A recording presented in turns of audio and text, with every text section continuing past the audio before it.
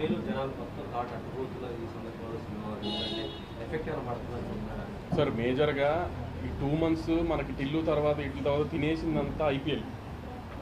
So evening 7కి match మొదలవుతుందంటే 6 నుంచి రాత్రి 11 దాకా యంగ్స్టర్స్ అంతా ఐపీఎల్ మీద ఉన్నారు. ఈసారి ఇంకా ఎక్కువ ఉంది ఐపీఎల్ ఎఫెక్ట్ సినిమాల మీద. సో ఐపీఎల్ అయిపోయిందంటే చాలా వరకు సినిమాలకు రిలీఫ్ వచ్చేసినట్టు. ఈ ఎగ్జిట్ పోల్ ఎన్ని ఉంటాయండి, దాని మీద ఇంట్రెస్ట్ ఉండే ఆడియన్స్ తక్కువ ఉంటారు, సినిమాకి వచ్చే ఆడియన్స్. అండ్ ఎలక్షన్ రిజల్ట్స్ వస్తే పొలిటీషియన్లకు పని ఉంటుంది కానీ జనాలకి ఏం పని ఉంటుంది సార్? రిజల్ట్ తెలుసుకుని ఆనందపడతారు కానీ ఉండొచ్చు, మళ్ళీ 2 గంటల సినిమా చూస్తారు కానీ సినిమా మానేసి ఎగ్జిట్ పోల్ చూస్తానికి. Cricket is different. Cricket is religion in India. ఆంధ్రాలో 144 సెక్షన్ పెట్టొచ్చు. అది ఒక 4th కదా, అదొక 4th కదా. అంటే 1 వీక్ అండి పెట్టొచ్చు అన్నట్టు. 1 వీక్ ఉంటుందా? నాకు తెలియదు. 1 వీక్ ఉంటుంది ఉంటే కూడా 1/4 ఒక రోజు ఉండొచ్చు అండి.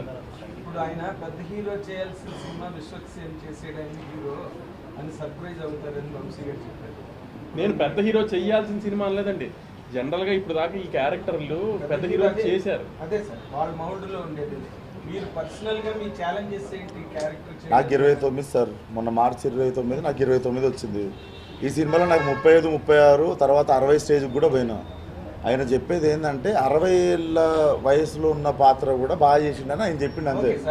What is your personal challenge in handling that character? ఇలాంటి చిన్న క్యారెక్టర్ కాదు కదా, మోర్ స్పాన్. ఛాలెంజ్ నాకు మొత్తం సినిమాలో నాకున్న ఛాలెంజ్ మీకు చెప్తా.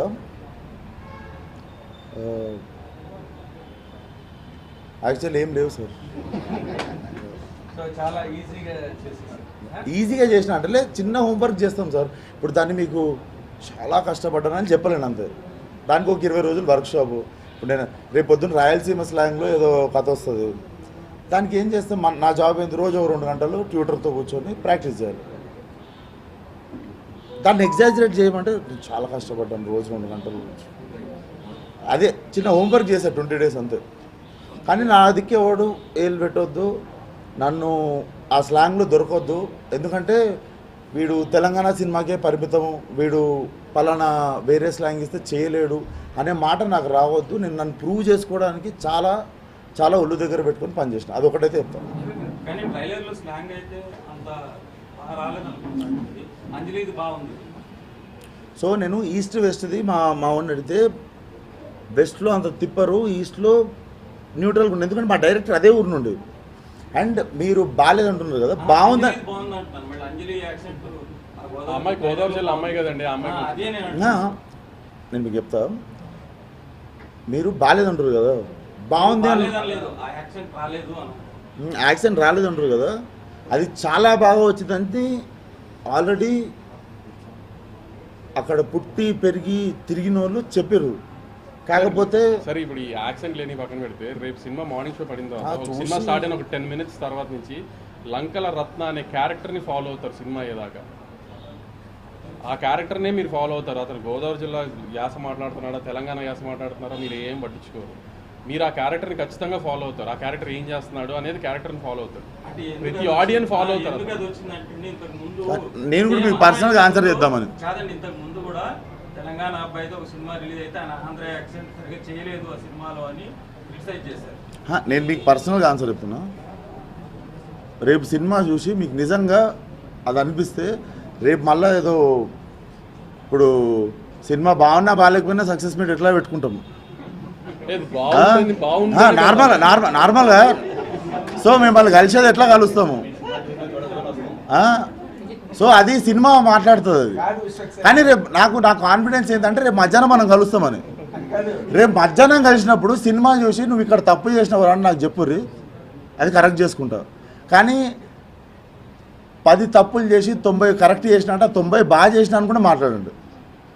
ఎందుకంటే మళ్ళీ ప్రయత్నించే స్పిరిట్ చచ్చిపోదు అప్పుడు. అదొకటి. రేపు సార్ మీరు ఏంటి సార్ ప్రిన్సిపల్ అందరికీ మీరు ఒక్కలే అడుగుతున్నారని నేను మీరు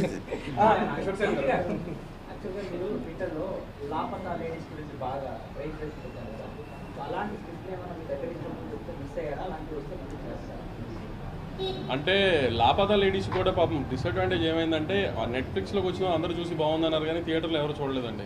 ఇంకా థియేటర్లో అలాంటి సినిమా పడితే చూసే రోజులు మనం వెళ్తే ఖచ్చితంగా అలాంటి సినిమా తీయచ్చు, లేదంటే మనం నెట్ఫ్లిక్స్కి తీయాల్సి వస్తుంది. లాపతా లేడీస్ కూడా థియేటర్లో జనం ఆదరించలేదు. ఇది సో హిందీలో ఏదో వెబ్ సిరీస్ వచ్చింది గ్యాంగ్స్ ఆఫ్ వసేపూర్, అవునండి. దాని ఇన్స్పిరేషన్ గా తీసుకుని ఇది చేశారని విన్నాను.